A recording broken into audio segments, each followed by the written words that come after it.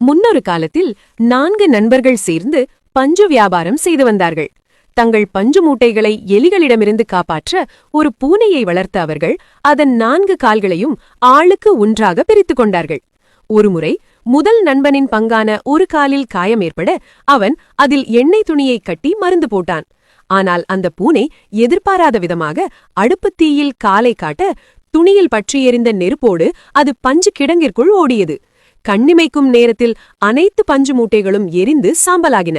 மற்ற 3 நண்பர்களும் உன் காலில் இருந்த தீயால்தான் நஷ்டம் ஏற்பட்டது என்று முதல் நண்பன் மீது வழக்கு தொடர்ந்தார்கள். ஆனால் வழக்கை விசாரித்த நீதிபதி ஒரு அதிரடி தீர்ப்பை வழங்கினார். காயம்பட்ட காலால் பூனையால் ஓட முடியாது. மற்ற 3 ஆரோக்கியமான கால்கள் உதவியால்தான் அது ஓடி சென்று தீயை பரப்பியது. எனவே மற்ற 3வரும் தான் நஷ்ட ஈடு தர வேண்டும் என்றார். ஒரு செயலின் முடிவை வைத்து மட்டும் யாரையும் குற்றம் சொல்லக்கூடாது, அதன் பின்னணியில் உள்ள ஆழமான காரணத்தையும் ஆராய வேண்டும் என்பதே இந்த தனித்துவமான நீதியாகும்.